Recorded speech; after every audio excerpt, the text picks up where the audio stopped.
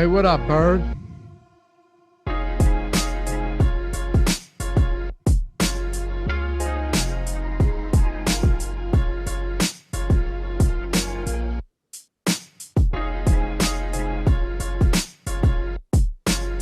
Yeah, what is going on, everybody? 7:30 on the East Coast, talking basketball once again right here on the NBA Deeper Dive, presented by PrizePicks. I'm Dave Loughran. Hit your boy up on Twitter at Loughy_D, LOUGHY_D. Say hello. Join me on my Sixers meltdowns every other night until they're eliminated. So probably tomorrow. And then once again, when the Eagles kick back up, we'll have some fun there as well. While you're at it, hit up your boy Ship My Money at Ship My Money DFS. Adam Scherer reporting live from a hotel room somewhere outside of Baltimore, Maryland. What's going on, brother? Outside of DC, but yeah. Outside of DC, yes. Yeah, Crystal City, Virginia. I will say it's technically outside of Baltimore, Maryland, it too. is also outside of Baltimore, Maryland, yeah. Also a little bit further outside of Philly, right there with you.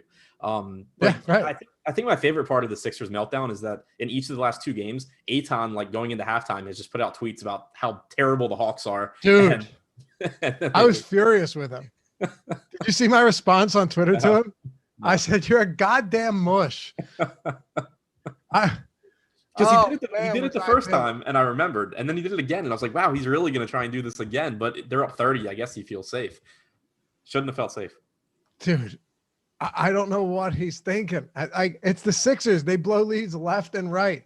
18 points, 26 points. It doesn't seem to matter at this rate. I mean, my gosh, what a unbelievably embarrassing performance. Josh and I had a long discussion. One might call it a heated argument today on the strategy show. Seriously, if you're not watching that show, you got to check it out.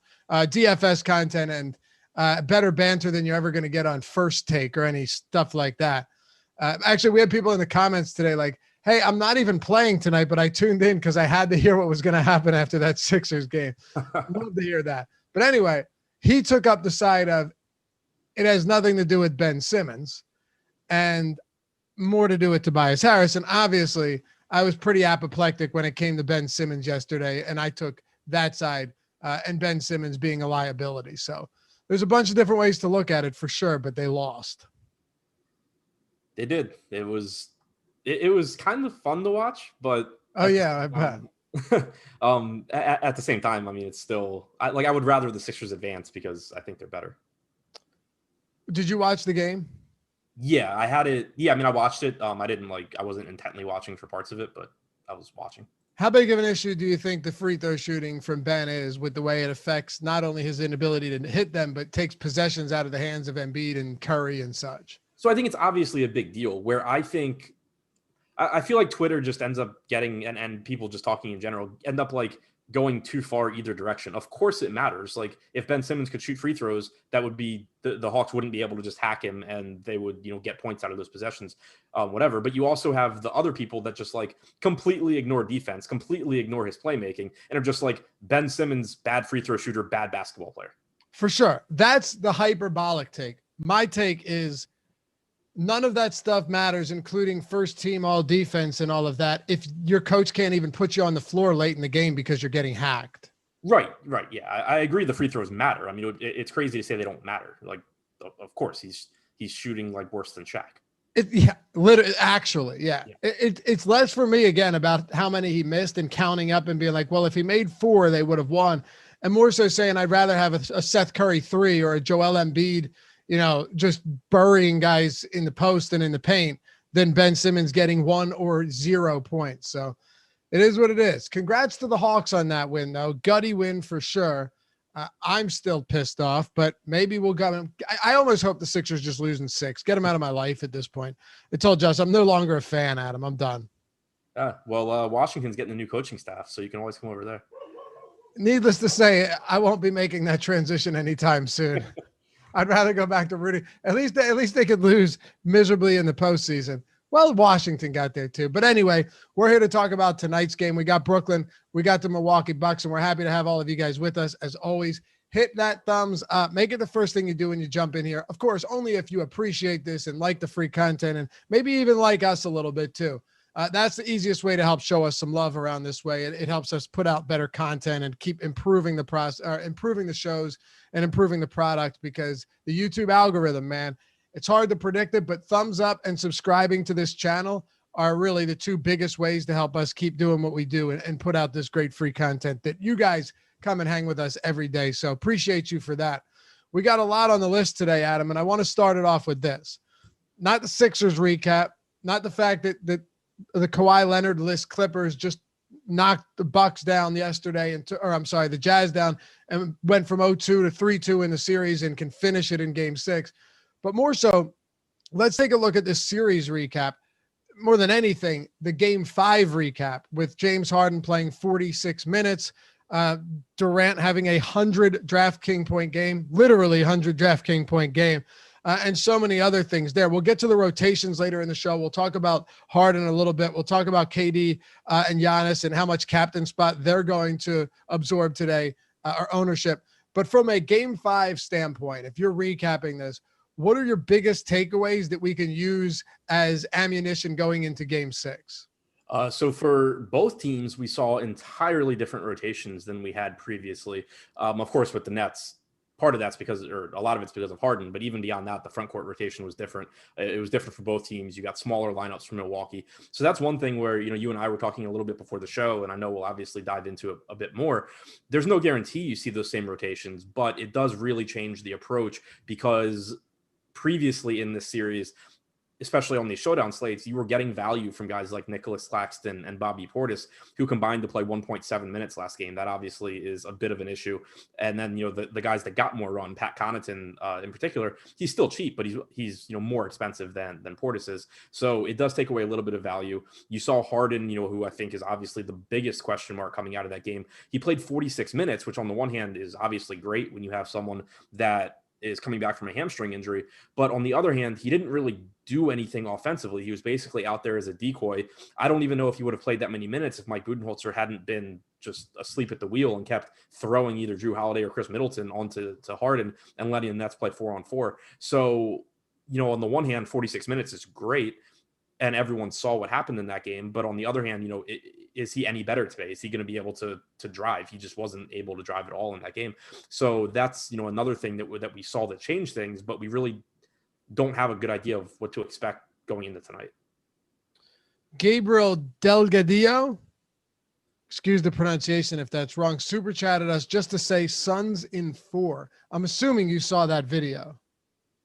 What video? The Suns in 4 video.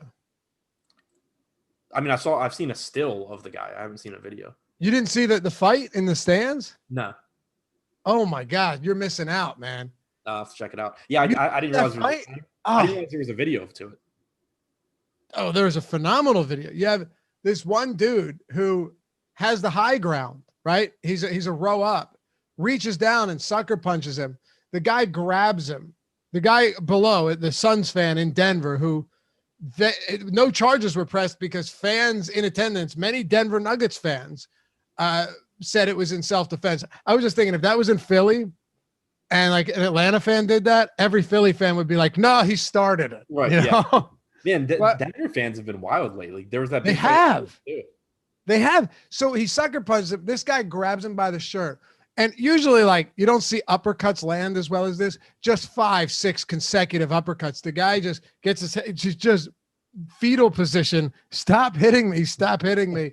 Walks away, bloodied up. And the dude looks at the camera and goes, Suns in 4. Okay, see, I'd seen that like still, but I didn't realize everything that came before it. Yeah, you got to see it for sure. It was it was embarrassing for the dude who started the fight and had it ended way quicker than he ever would have imagined. And he had the high ground as well. I mean, just not good at all. But thanks for that super chat, Gabriel. Appreciate you.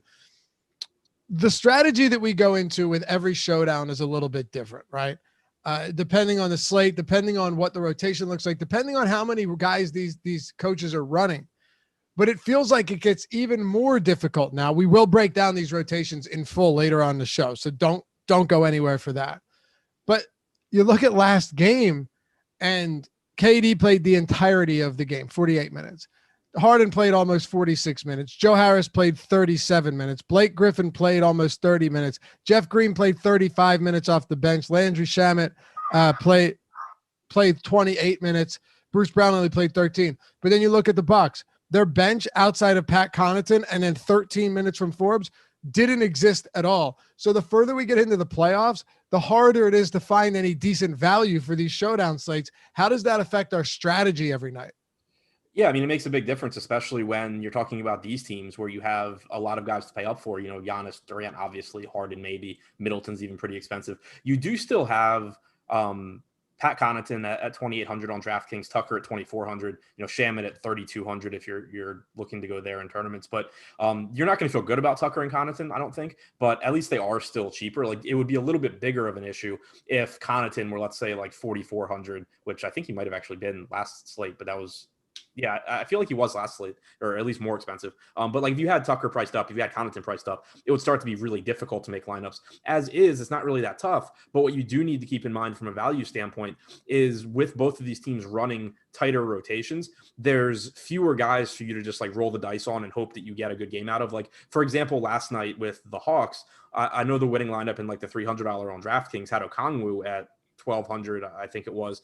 You don't even, at least based on rotations last game, you don't even have those like backup centers playing 6 minutes or something like that, where you can just, hope that they do really well. So what it's going to do is, I know we talk a lot about not being too concerned about dupes in these tournaments, but when you know that the pay up build, like when you're paying up at captain and then trying to get, other good players into your lineup as well, when everyone that does that is going to be playing guys like Pat Connaughton and PJ Tucker, it does, I think, give some merit to maybe going a little bit more balanced, or at least a captain, going to somebody like Drew Holiday, going to somebody like Khris Middleton.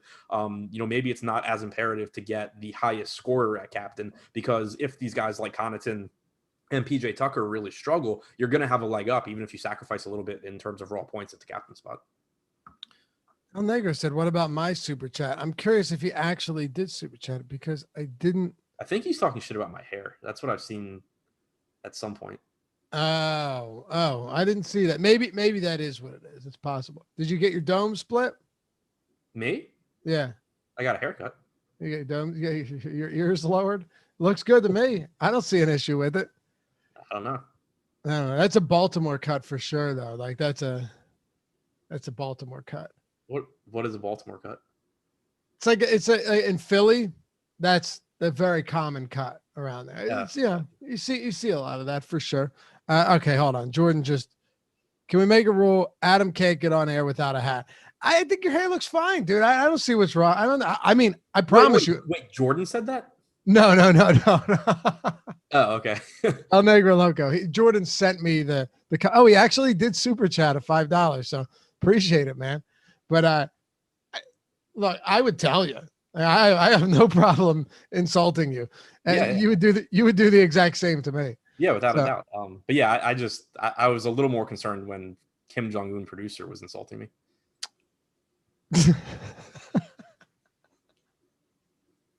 He really did look like that the other day, threatening to imprison people for listening to K-pop. Oh man, did Spag say that on air, Jordan? At the end? Yeah. Jordan's worn a hat ever since. See, the thing is, Jordan gets up for the strategy show at like 6 a.m. on the West Coast. So I credit the man for that. But this was like a mid-afternoon show, so a little bit different. I don't know. The Harden dilemma is for real at this point, right? And I went back and looked at some numbers, and I know you probably did as well. How many touches do you think he had last game? Who's that? James Harden. Touches? Yeah. A lot. 93. Right. As many as Durant. Now, granted, he also played 46 and a half minutes. Understandable. The next closest player was Blake Griffin at 51. So, I mean, of the total. What's up? El Negro Loco said Adam's hairline is throwing off the Wu-Tang symbol. That's solid. 93 touches for Durant and Harden.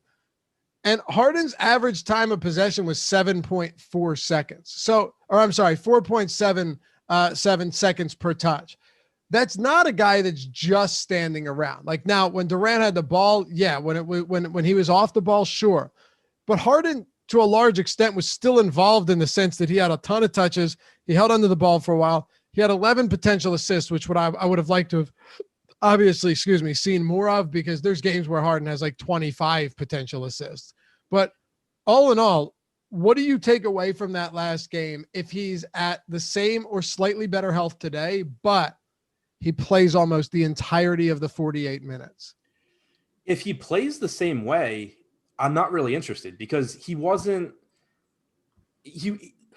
touching the ball a lot, but it was just a lot of him bringing the ball up and then giving it to someone else, or him having the ball behind the 3-point line, not really being a threat to score, and then, passing to a cutter or something, which is great, but you're not paying James Harden's price for that. So even with the minutes, I mean, he was nowhere remotely close to reaching value. Even he shot really, really poorly too, which, maybe that was rust, maybe he'll turn it around, but even on the shot volume that he had, he's just not coming close if he plays the same way. I don't care how many minutes he's out there. He just wasn't doing enough productive things. He was just, he was out there as a decoy basically. But and even the minutes, like it's not like he was sprinting up and down the court. He was basically jogging from 3-point line to 3-point line. So that's another concern I have is, let's say he does go a little bit harder tonight and he's looking to attack the rim a little bit more. Is he still able to play that many minutes, or do we see a pretty big decline in his playing time, which, I think is at least a possibility. Where I really think with Harden, it just comes back to the ownership thing, which is the same thing we talked about last time. We have him projected for 56% ownership now. That seems kind of surprising to me with how he played last game, but I guess, maybe it's because of the 46 minutes. But yeah, I still don't have confidence in him after seeing what he did last game. Like I needed a good game from him last time, and within a quarter of watching what he was doing, I was just like, there's no chance he's getting there, because he's just being used as a decoy. Again, there's no guarantee he's had, an extra, now he's had another day off. There's no guarantee he hasn't healed. There's no guarantee he plays the same way. But to your question, if he plays the same way, I don't want him. Less than a half a fantasy point per minute for James Harden across 46 and a half minutes is crazy. Yeah, he had a 16.5% usage rate. I mean, if I told you Harden played almost 47 minutes, right, with Kyrie Irving off the floor, I know Durant was out there, but still, like, there's nobody else. Joe Harris has been awful lately, just awful shooting. If I told you that, and I was like, okay, give me a range of outcomes for what we could get from Harden tonight, what would you have said? Range of outcomes for Harden? Yeah. If you knew he was going to play 47 minutes, I would have thought it skewed toward him being fully healthy. I think you and I had talked about it before, but I didn't really think about him just being a decoy for 46 minutes. I kind of thought if he was a decoy, he would play fewer minutes because they wouldn't want him out there that much. But again, just with the way he was, jogging back and forth, like it was like, oh, okay, well, he's kind of just getting in like a nice leisurely workout while he is defended by Drew Holiday and Khris Middleton for God knows what reason. So the way they did it, like, it made sense as I was watching it. I was just like, oh, wow, yeah, that's what they're doing. I like it. It makes sense. But if you had told me prior to seeing that, the range of outcomes, that he was going to play 46 minutes, I would have thought there was basically no way he was failing as the third most expensive guy on the slate. Exactly. Even if he wasn't close to 100%. Right. I would have been like, yeah, okay, we'll get like 50 instead of 70. Right. That's what I'm thinking too, but that wasn't the case. So the biggest question in this significant dilemma, by the way, 41 likes away from 200. So if you're hanging out and you haven't done so yet and you need something to do, hit that thumbs up. It's greatly appreciated. 41 away. The biggest question in all of this dilemma is, yeah, sure, you say if he plays the same way he did last time, I don't want him. But how do we know he's going to play the same as last time? Right, you don't. And that's why, I think the ownership is still a really big deal. I'm kind of surprised how high we have him projected right now, but at the same time, 46 minutes, he's still going to project well, because like you can only project James Harden to be so bad. Basically, it's just sort of a spot where you kind of have to, I think, decide on your own how you feel about it. But yeah, and like I'm seeing people in chat saying, he could be better. He absolutely could. Like we don't know. We're in the same situation that we were last game. Really, the only new information we have is that they used him as a decoy for 46 minutes and it was effective in terms of them winning the game and getting good looks. So we know he's capable of jogging up and down the floor for 46 minutes. That doesn't do a whole lot for us in terms of DFS.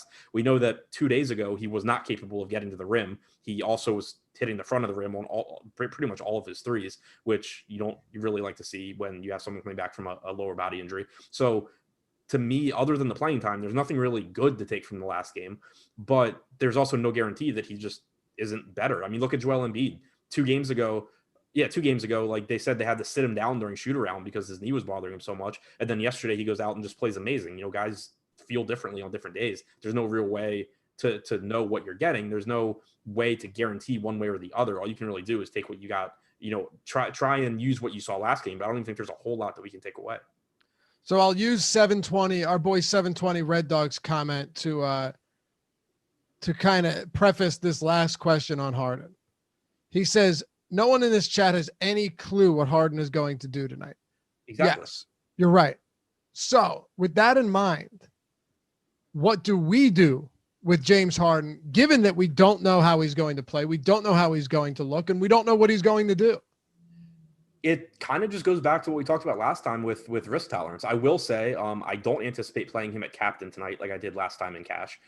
Still, certainly you can do it in tournaments for the upside, but I did it in cash last time. I decided that was a very stupid idea. I should have just gone to Giannis or Durant, and I will be doing that tonight. But it's still a risk tolerance thing. Like I saw someone in chat asking what percentage you should have in tournaments. It really, I don't think there's a right answer because there's so many variables here beyond what you're normally dealing with.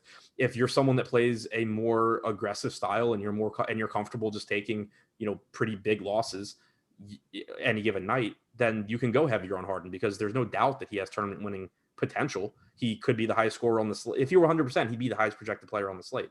So that's the ceiling, but that would also require him to have gotten markedly better over the last couple of days. So it's not likely, but it's certainly there. And on the other hand, he could be exactly the same as he was last. He really could be worse than he was last game. He could, who knows? He could be feeling worse and play the same role, but only play 40 minutes, in which case, obviously that's not even as good. So the range of outcomes is just so wide. It's just another situation where I think it comes down to how much risk you're willing to take on, because there's no doubt that he's extremely risky. Extremely risky with potentially huge payoff. Last game, it didn't work out for us. We talked about it. It didn't work out. Played almost 47 minutes, played almost the entire game in his first game back. And that's probably the worst per minute game the guy's ever had. I didn't look, but I would imagine it's bottom 5 for sure, maybe bottom 3. Yeah, I can't imagine, especially for a game where he played, full minutes. Maybe he's had worse per minute games where he played, sure. Got like hurt off the like bench with the Thunder or something. Or like the first game of the series against Milwaukee where he got hurt 43 seconds in or something. But, right. I'm talking about like full game played. I can't imagine he's ever had a game that bad. Can't imagine a 0.48 fantasy point per minute game. It's just very hard to believe. All right. Somebody said, Ryan said, your haircut looks like Friar Tuck from Robin Hood. Now, I had to look up Friar Tuck, and when I did, I'm not gonna lie, I definitely had a decent laugh. So I'll have you pull that up on screen and get your reaction as it happens. I'd say it's inaccurate. It's nowhere near that long. What? It's nowhere near that long. No, and the middle of your head isn't bald. Yeah, that too. I'm telling you, you're fine, man. You're fine. These guys are just assholes. I'll be sure to have hair gel with me next time I do a show. I didn't worry about it. Someone said it's like a discount barber, and someone responded with, "Do you know how much more money Adam makes than you?" Not as a braggadocious thing, because you didn't say it personally. Now you would, obviously, but I would never say such a thing. No, of course not. But the fact that you're going to like a $3 corner barbershop is preposterous. What did you pay for that cut? I don't know, like $20. You're like $4. Yeah. 20, but yeah, okay. That's pretty routine. So we get past Harden now, and that's the biggest thing. It really is an issue at this rate because there's no idea what to do with him. Like if Harden has a good game, can you fade him and be okay? I mean, I'm assuming you can because Giannis and Durant lineups without Harden could still be all right, and it's probably really tough with these rotations to get all 3. But that's the question. If he has a good game, yeah, because the price difference between him and Giannis and him and Durant isn't that wide. If he has a like even close to average game in terms of James Harden's average production when he plays without Irving, then no, you need Harden in that case. Okay. Do you think you'll have any Harden in captain today? I'm playing just cash, so no. Okay, so no. Fair enough. Then let's move on. Talking captain and really KD Giannis captain spot, and how much we think that they should take up in that captain spot. Now, the MVP spot on FanDuel, Giannis is at 56%. He has 97% overall projected ownership, only 5% in utility. Durant only 8% in utility, 27 in the MVP, 67% ownership. On DraftKings, you've got Giannis at 83% ownership, 23 in the captain, but the captain spot's a lot more spread out on DraftKings, right? You've got KD at 14, Harden around 12, Middleton at 10, Brolo and Holiday around 7. It does feel like there's nobody really that's going to dominate ownership in the captain spot today. Do you think Giannis or Durant should? Yes. So, I mean, yes and no, because obviously they're the two guys that are likely to be the highest scorers on the slate. The reason that I hesitate a little bit is what we talked about before, where if you go with Giannis or Durant and you're trying to get at least one of the other guys into your lineup, it really forces you, because of not having, or, you know, unless you're just rolling the dice and hoping that they come back, not having Portis or Claxton available at those cheap price tags, it really forces you into that same build as a lot of other people, where you're going to have Connaughton, you're going to have PJ Tucker as really the two, really like the only two like cheap values. So I do think there's actually a little bit more merit on this particular slate to maybe going to Khris Middleton, going to Drew Holiday, going to Brolo, and getting a little bit different build that way, where you don't have to go to both of Connaughton and Tucker. You know, maybe you can get up to Jeff Green, maybe you can get up to Blake Griffin and hope he has a good game, or something just different than the field, because we talk a lot about popular player. You don't want to avoid players just because they're popular, but when those players are guys like PJ Tucker, you kind of do want to avoid them when they're popular, and you're just going to get so much overlap in those builds where you're paying up for Giannis or Durant. Okay. Looking at like a Holiday or a Middleton today for just ownership or just captain spot consideration, do they stand out as like, all right, they're not that popular in the captain spot, but they're also not that cheap either. You're still going to be paying a decent amount for them, you know, on DraftKings specifically, but even on FanDuel, like Khris Middleton's not that much cheaper than everybody else. If you're building, and I know you're just playing cash tonight, but if you're building, let's say you're doing the $4.20 max, would you feel comfortable with some exposure to Middleton and Holiday or anybody not named KD and Giannis in the captain spot? Yeah, for sure. Just looking at the top 20 lineups I built for DraftKings, just, you know, not factoring in ownership or anything like that. Even in those, I got a few with Brook Lopez. I got a few with Connaughton. I got one with Middleton. I got one with PJ Tucker. What the hell does that look like? I mean, it's not terrible. It's not good, but the point being, you know, you are going to start to get some lineups, I think, because Holiday's relatively expensive. Middleton's priced up. The mid-range guys on the Nets are all priced up. Jeff Green went up 20% in salary.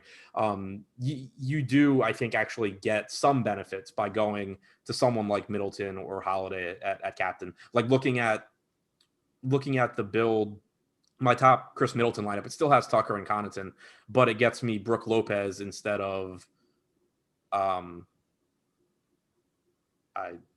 don't know. I'm confused why that's a lineup.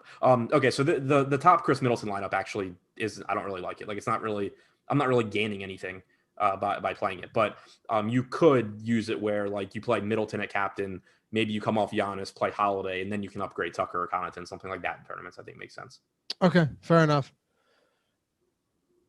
I think we need to spend a little time on this rotation for a moment, both of them, because you pointed out earlier in the show that it's a lot different, right, than we've seen in previous games and a lot more condensed. So now you take a situation where you've got the postseason, there's still some value, but where Bobby Portis might have been a value play last game or, you know, before last game, he didn't even leave the bench.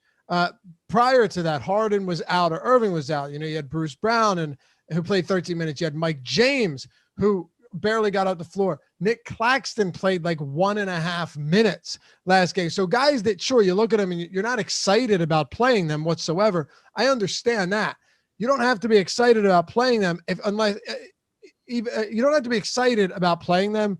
But if they present some form of value, even a Bryn Forbes, who has been, a darling in the postseason in the first round, he played 13 minutes. So how do we look at this rotation, try to break it down today, and maybe salvage any form of value? Yeah, I mean, it's really difficult because if you go purely by what they did last game, there's basically 6.5 guys in the Bucks rotation. Bryn Forbes is not really cheap. So if he's only going to get 13 minutes again, you don't even really have him as a value play. I do think this is a situation where if you're playing 150 lineups, you probably should actually crunch lineups with a few different sets of projections, where for most of your lineups, go ahead and use, whatever you think is most likely, probably something similar to what Milwaukee did last game. But if you are playing 150 lineups, you probably should do some where, for one reason or another, Bryn Forbes gets minutes over Pat Connaughton. Probably means Forbes is playing really well. So you'd be getting that pivot. Do some percentage of your lineups where Bobby Portis becomes the backup center again. I don't think that's the most likely case, but it's certainly greater than 0% chance that happens. And then the same thing on the net side with Claxton. Again, I don't think it's likely, but it could happen. Like today, for example, Jeff Green is in the starting lineup. I think you probably just see Bruce Brown play off the bench, but there's a greater than 0% chance that Claxton just is the backup center and Bruce Brown is barely in the rotation. So there's different ways that this can go. I think the most likely way is what we saw last game, but going into last game, I would have said the most likely way was what we'd seen through the first three. So, stuff changes. And I think it is a situation where if you are playing more lineups, you probably should take the time to, use the thumbs up, thumbs down in Fantasy Cruncher, for example, and just get some basically different sets of projections into your lineups. It just feels like a guy in Jeff Green who had a huge game last time out, or Pat Connaughton. Those are going to be the two guys that for very obvious reasons gets a lot of ownership. I'll be honest with you. I was a little bit surprised to see that Middleton and Holiday on DraftKings were actually getting more ownership than a Connaughton or a Jeff Green, just because if you're playing Giannis at that high of ownership, if you're playing KD at that high of ownership, you'd think you would need to go down to these cheap guys because there's not a ton elsewhere. Yeah, I was pretty surprised too. They were showing up in most of my top crunches just because of how cheap they are. And, as we've talked about, you're just going to get so much overlap doing that, but they're just, I think, going to show up in optimizers a very high percentage of the time, because again, you don't have a very good mid-range between these teams. You have Blake Griffin, you have Brook Lopez. They're fine, but they're not really exciting guys. You're more interested in getting to Giannis, Durant, Harden, depending on how you feel about him, Holiday, Middleton. All those guys are, 8,600 plus on DraftKings. So it's, I think, naturally going to give you a stars and scrubs build, and it's going to include Tucker and Connaughton a lot. That's what I was thinking as well. I mean, even Jeff Green's not that expensive. So all of these guys that open things up, hell, if you start scrolling down, sandwiched in between Connaughton and Tucker are a bunch of guys that really aren't playing any minutes. Landry Shamet played 28 minutes last game, though. He's another one of those options that I suppose we can get into as well. He wasn't particularly great, but he did close out the game, and his ownership is pretty much in line with Tucker. And no, actually, I'm sorry. He's down around 24%. So we could talk about punts here. I think it's probably a decent time to do that. Getting into the punts after breaking that down. First, let's say what's up to our sponsor, PrizePicks. If you guys haven't checked them out, I would suggest doing so for sure. I've seen a lot of people, and I don't say this about every sponsor, but I've seen a lot of people in the chat lately and on Twitter saying, like, I can't wait till PrizePicks is available in my state, or I've been crushing PrizePicks. It's great. It's pretty simple process too. It's a daily prop based contest. And they want here. Okay. So let me start over. You don't have to deal with sharks at PrizePicks. People love that. You don't have to deal with optimizers or mass entries. All you have to do is pick 2, 3, 4, or 5 players available on the board to go over or under their projected scores. If you correctly pick a 5-player lineup, you get to you can earn up to 10 times your entry fee. PrizePicks has games for NBA, MLB, WNBA, NFL, and even esports. And with these different sports, you can take advantage of their mixed sport entry feature. So if you wanted to mix MLB with NBA and also mix that with NFL or let's say esports, since that's currently happening, you can do that. You don't have to do all one sport. So if you like props from around all of the leagues, you can combine them into one. I guess you can consider it a parlay. It's the same concept as a parlay, but in this case, it's not. You're building a lineup. So download the app in the App Store or Google Play, or go to PrizePicks.com. Make your first deposit using the promo code Awesemo, AWESEMO, and receive an instant deposit match of up to $100. So there you have it. Go to PrizePicks, download the app, check that out. I think you will thoroughly enjoy it. For today, I have two that I will throw out there at you. So James Harden, 8.5 assists. I still think this is a game that James Harden can go over. And Adam, it might sound crazy, but I think James Harden could easily go over 8.5 assists today. And I'm going to tell you why real quick. He doesn't need to be great to still handle the ball, still get a ton of touches, and increase his potential assists if he plays almost the entirety of the game.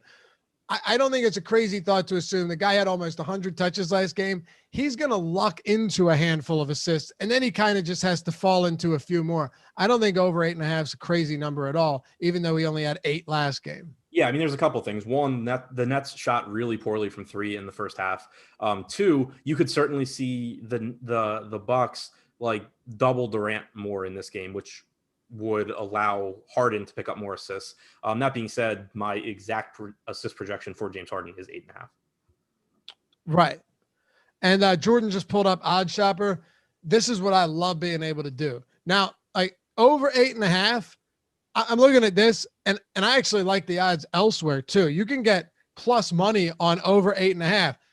The guy touched the ball 93 times. It wasn't just touching it and swinging it around the perimeter. Like, James Harden in this amount of minutes is going to get opportunities. Hell, he could score only 8 points and still have easy double-digit assists. I think that's going to be the case tonight. So I don't mind grabbing plus money on some of these. One book plus 105. Go to oddshopper.com. It's totally free. Every single thing on it. The bet tracker, you can set up notifications. You can search players by name and pull their props up, like I'm assuming Jordan just did. A million different awesome things for sports. You got all of the NFL futures that are already up, and a ton of amazing offers from these books that are really just trying to get you to come over there at any cost, even if that means stealing you from other sites. So use OddsShopper in conjunction with PrizePicks. That's the best way to do it. Don't just look at PrizePicks and be like, okay, over this, under that.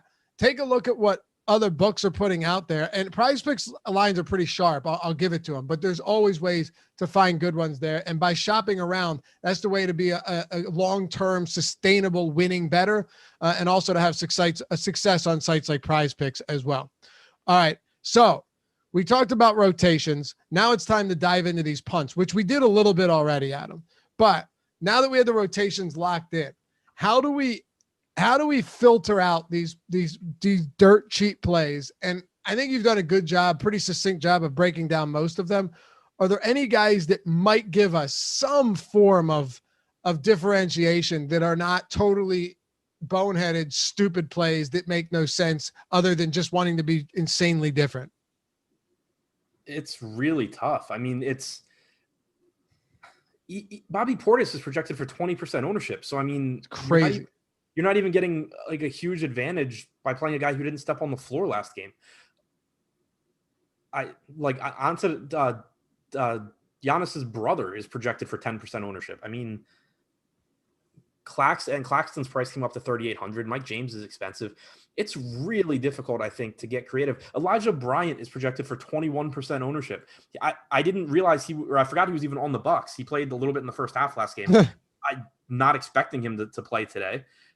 I mean, it kind of just seems like a situation where it's kind of just the downside of one game slates. Sometimes there's only so many things you can do. I would feel differently if, and maybe, we'll get an ownership update and it changes, but if like Bobby Portis was getting like 8% ownership or something, I would say there's probably some merit to, putting him in lineups and just hoping he plays, because we know that he can pay off 1,800 pretty easily if he plays even like 10 minutes.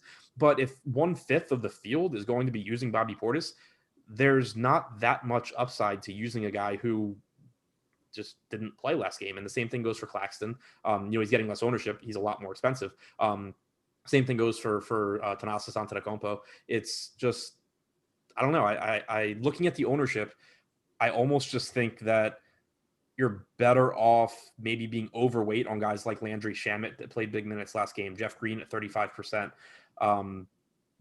Maybe being overweight even on Tucker and Connaughton, kind of backtracking what I had said earlier, finding maybe ways to differentiate your lineup, but still have them, because I think, and you had touched on it, in my opinion, the projected ownership for those two is a little bit low compared to the projected ownership for guys that are literally going to play 2 minutes.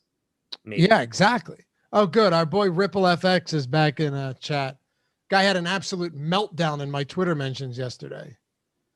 They just total meltdown. It was really a sight to behold. But he's back. That's okay.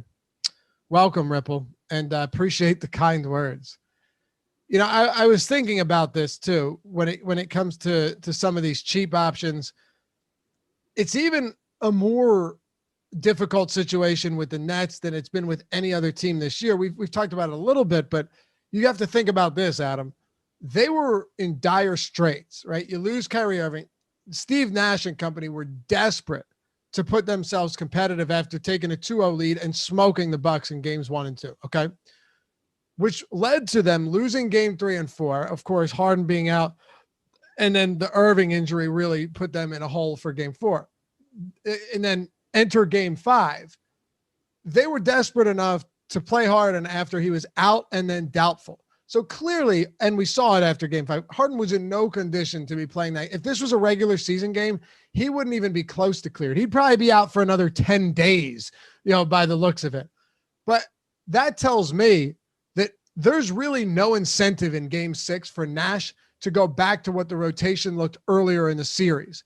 It tells me that Harden probably plays very similar minutes, that Durant plays very similar minutes. And if they don't play the same minutes, it might be shaving a minute or 2 off in each half than you had before. So it leaves no meat left on the bone for pretty much anybody. And what is the real incentive to change up the rotation after getting that win last game?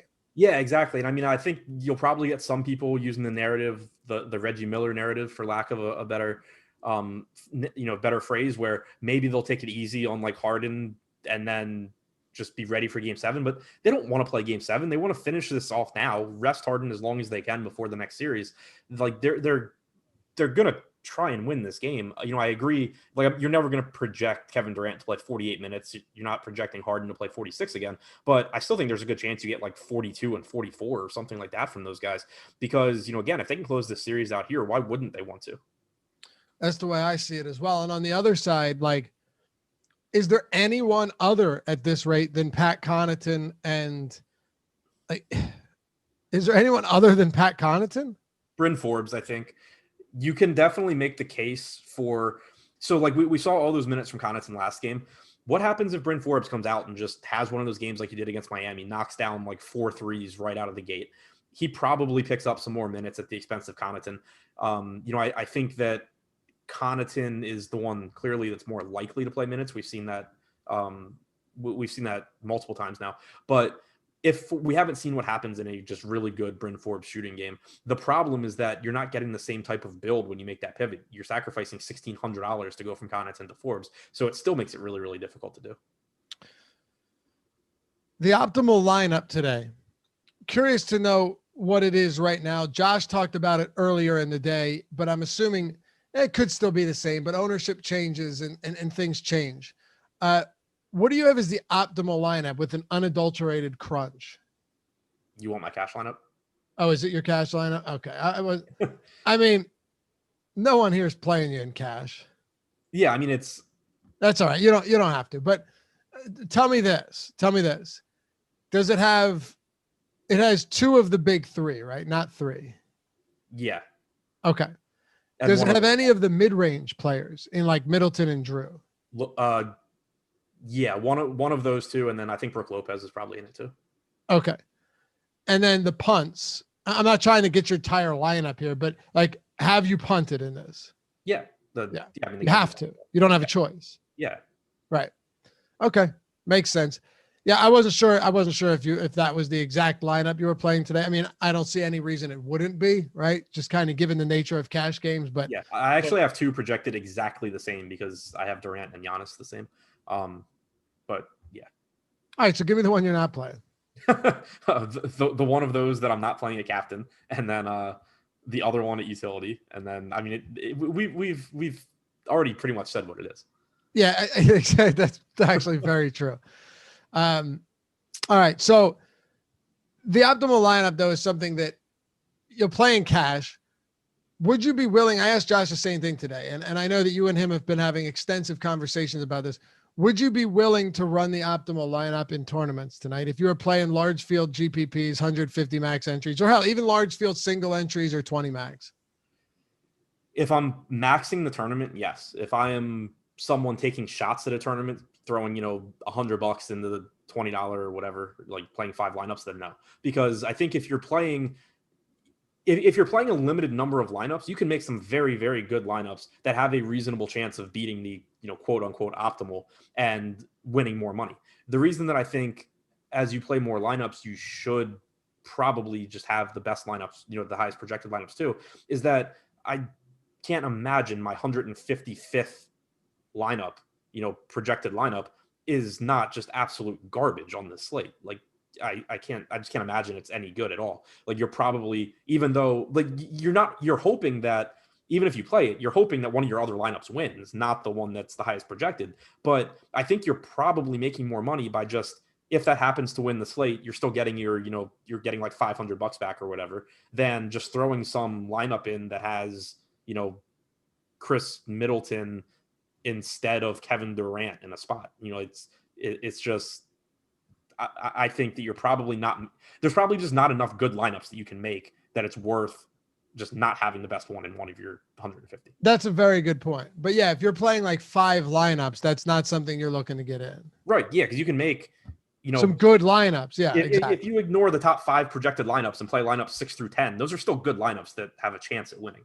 So just for anyone that's curious about this, right, to kind of come full circle and actually look, well, let me put it in context. If it's a 10-game slate, is there any chance if you're playing 150 lineups that you want to play that optimal? Because on one hand, right, probably not. In basketball, you can still make a case for it because you're not going to dupe that much anyway. Well, that's what I was going to say. On one hand, there's way more plays and there's way more lineups to be made. On the other hand, there's a lot of ways to get away from the optimal and still make really good lineups well after 150 are created. Right. So yeah, this is a terrible example. I just crunched my top 160 lineups on DraftKings just to see like what the bottom ones look like. The actual 160th I think is okay. It's Harden at captain with Tucker, Connaughton, Lopez, Middleton, Giannis. So I mean it's low probability, but that's something that actually could win. You just need like Durant, like Harden to destroy Durant somehow. But like looking at some of these other ones, Brook Lopez captain, PJ Tucker, Bruce Brown, Holiday, Giannis, Durant. I mean, does that really have a chance? It's just, that sounds awful. Right. It's a pretty mediocre lineup. I mean, Jeff Green, captain, Elijah Bryant, Brook Lopez, and then the 3 stars. Yeah. It's just, yeah. I mean, I don't know. They're lineups that I guess could, if like a million things break your way, could do well. But to me, I would rather just be playing top lineups over that, like garbage lineups like that. Yeah, absolutely. No, it's a good point, especially on a showdown slate. Hey, last time, one more call to hit that like, and we'll do it one more time. We're 42 away from 300. That would be wonderful if we could get there. If you forgot to do so, we won't hold it against you. You got one last chance to make that happen. Subscribe to the channel too, and hit that join if you want to join. Become a part of Team Awesemo here on the YouTube channel. You got the emojis, the sweet badges next to your name. And as we take questions to close out this show, I want to always prioritize you guys. I'll try to get to as many as I can, but if you have questions, if you are a member, part of the Awesemo team, we got you covered. And remember, awesemo.com/join. You want to check out the tools. You want to get the premium Slack chat, the office hours, the ownership, the player projections, the top stack tool, all of that fantastic stuff we've got over there, built by Alex Baker, Awesemo himself, the #1 ranked DFS player in the world. Well, you could do it for less than $5 a week. Get all of the showdown tools that we have for NBA, all of them, with a bunch of showdowns coming up. You can do a single sport, multi-sport, all sports for a week, a month, a year. It doesn't matter. And if you want to try out the first week of Awesemo Plus Platinum, everything on the site, You get 25% off by using the promo code ML or NBA Live Before Lock, all one word, all caps, when you go to awesemo.com/join. And if you have any questions about the subs, you can hit me up. My DMs are open. I'm happy to help you out. Pick the best one, whatever you think works best for you. We'll take care of you for sure. But yeah, check the tools out. We got some incredible stuff. We got the Fantasy Cruncher add-on, which is so huge as well. And if you're not ready to do any of that yet, you're sitting back, you're enjoying the free content, but you're not ready to dive in for a paid sub, well, we take premium content and rotate through it and make it free each day. Today, the NBA Big Board, MLB Top Stacks are both free on the site at awesemo.com. So we'll see you over there. Adam, before we take a few questions and close this one out, recap this. Anybody we haven't hit on, Brooklyn or Milwaukee? I think we've gotten to most, but if there's Harris or Griffin or anybody else that you think deserves some attention that we should talk about, go ahead. It's your time. No, I mean, I think we touched on everybody. The only guys we didn't really talk about were those mid-range guys like Joe Harris and Blake Griffin. And I think the reason is just that it's going to be difficult to get them into lineups at their prices. You know, Blake Griffin, we've seen play 24 and 30 minutes in the 2 games that Jeff Green has played. Certainly he could play more, but it's pretty difficult to expect that. Joe Harris playing probably 37 or 38 minutes, but he's, you know, just out there to shoot threes, basically. You know, he probably does better than we've seen in some recent games where he's really struggled to shoot. Normally he's a really, really good 3-point shooter, but it's just really difficult to pay off that salary, especially when it's not really an easy one to get to. So I think it's just tough to get those guys in the lineups, which is why we hadn't really talked about them. God, Joe Harris can't keep shooting this poorly forever, can he? I mean, this is like a 47% 3-point shooter or something crazy. Yeah, I mean, you're going to get like a Joe Harris Bojan Bogdanovic game like from last night sooner rather than later. With no peripherals, but that's okay. Right. Yeah, it's Tony, appreciate you too, man. I know you're always hanging out with us. Appreciate all of the guys and girls that are regularly in here hanging out, no matter what we're talking about, no matter what day, what show, how many games. If you guys have questions, fire away. Happy to help you out. Butthole Jenkins asks, boobs or butt? Very easy for me. I mean, I'm a fan of both, but boobs. I'm a tit man through and through. What about you? Face? I don't know. I go back and forth because like it depends. It depends on the girl, but like if the face sucks, then. Oh, okay. All right. I didn't expect that answer. That's a prerequisite, man. Yeah. I mean, butt now used to be boobs. Okay. Fair enough. We had a question, an actual NBA question. Lopez and Harris or Middleton and Forbes? I'm just going to assume it's DraftKings because I don't have a site. What was Harris, Lopez, Brooke Lopez, Joe Harris, or Chris Middleton and Bryn Forbes? Lopez, Harris, or Middleton, Forbes? I'd lean Middleton, Forbes just because Middleton's the best in the group. Dan Jackson, this is great. He says, Adam is a personality guy. Oh, it's so good. Yeah, they're close, Aaron Hines. I mean, come on now. I don't know if he's asking about that 2v2 or the other thing. If you guys, Darren, what was your super chat? Do you have his super chat, Jordan? I didn't see it. Yeah, I didn't see one. We've had an issue with super chats not coming through lately too, because there were a couple where they went back and I looked for them. I couldn't find them anywhere, and they said they did, and then they were like, "Oh wait, it never processed." So I don't know. KD or Giannis MVP on FanDuel? I like that, Adam, just because of how much Giannis ownership at MVP he's getting. Let me pull up the ownership. Yeah, that's a really, really big gap. You know, and I already said earlier, I think maybe I have Durant. I personally have Durant projected a little bit higher than some other places and other people, but like, I don't think there's a big gap at all in expectations for Giannis and Durant. So I really like Durant at MVP in tournaments on FanDuel. Okay. Seeing if we got any other questions coming in here. Let's see what's up. Oh, he said it was FanDuel, Lopez, Harris, or Middleton, Forbes. Still doesn't. I'd still go Middleton, Forbes. The scoring on FanDuel is worse for Harris too. Okay. Harden, Forbes on FanDuel, or Pat Connaughton and Holiday? So Harden and Forbes or Connaughton and Holiday? That's actually a really good question given how we saw Harden play last game. Yeah, that's really tough. It's really tough. Because like you realistically could just see Drew Holiday beat James Harden, but I'd lean the Harden one. I just think the ceiling's higher. Okay. So the Harden one, you said? Yeah. Yeah, I think it is too. You guys rock. Thanks, Jordan. Appreciate you. Anything else? Got a couple minutes to go here. Still plenty of time to get those lineups in. Make your last second adjustments. Jordan, nice work. It was time for him to go. And by the way, was it you that said the personality thing first and someone jacked it from you? I think it was. That's okay. Oh, gotcha. Flex Lopez and Tucker or Shamet and Green on DraftKings, asks Evan Daniels. Flex Lopez and Tucker or Green and Shamet. Lopez Tucker. Would you trade the Eagles Super Bowl for a Sixers ring? No way, fella. No way I would do that. I mean, I was hammered drunk that night, having the time of my life. I will never, ever forget that Eagles Super Bowl victory or the parade. No, wouldn't give that up for the world. Caps parade was a lot of fun. Was it? Did you go to that? Yeah. They're all fun, man. They're all a great time. See, except especially if you live in the area, though, if you have to commute, it's tough. I mean, I went and stayed at, my buddy lives in South Philly. I just stayed at his house that night and we walked there because there's no way I was trying to drive there in the morning or even take a bus. We took metro. Or I mean a train. Yeah. Yeah, we took the train. But even the train is tough. If you want to stay there, it's tough. Thanks for the super chat. See now how I see it.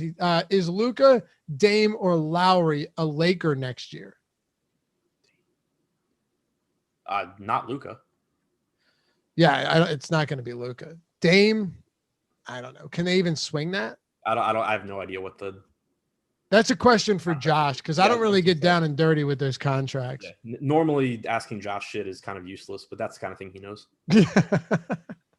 Josh says Harris or Pat Connaughton on FanDuel. Harris. You got to go Harris there still. Like you said, there's going to be that Bojan Bogdanovic type game. Yeah, and he's going to play more minutes than Connaughton unless something really weird happens. He's the same basically per minute guy. There, just go Harris. Connaughton played good minutes last game, but don't forget, KD had an absurd performance, still only had a 32% usage rate. If James Harden isn't back to full strength, and it's very difficult to believe he is, Joe Harris could have one of those games where he does get up 15 shots and he's just lighting everything up. If that's the case, you want him over Connaughton all day long. There's no question about that. All right. Let's take one more and then we'll jet. Appreciate you guys hanging till the end of this show. Hopefully we'll make some money tonight. Jeffrey, do you think your Eagles split with my Cowboys this year? Or do we just straight mop you guys? No, I mean, you guys are a disaster every year. So no, of course not. I don't think you mop us. The Cowboys have been utter garbage despite all of the high hopes every single season, but you already knew that. Bruce. Okay. They'll take this one. Bruce Brown. And thanks for watching, Josh, and all of you guys. Bruce Brown or Jeff Green on DraftKings. We'll close it with this. Jeff Green. Jeff Green. Yeah. I mean, that's not even close, right? Right. Yeah, it's definitely Jeff Green. He's starting to. Green's in the starting lineup. All right. Well, hey, thanks for watching, guys. We'll see you back here soon. I guess Adam just decided, hey, it's almost 8:30. I'm taking off before you all do and leaving me here on my. Oh, there he is. He's back. I don't know what happened. I thought he just bounced early. Say, all right, I'm clocking. I'm punching the clock. Thanks to Jordan Klein for producing. Thanks all you guys for watching. Hit that thumbs up before you head out. Subscribe to the channel. We'll see you back here tomorrow, bright and early on the NBA Strategy Show. And remember, MMA Strategy Show coming up right now, 8:30 p.m. Eastern with Pete the Heat Rogers and Jason Floyd. Peace.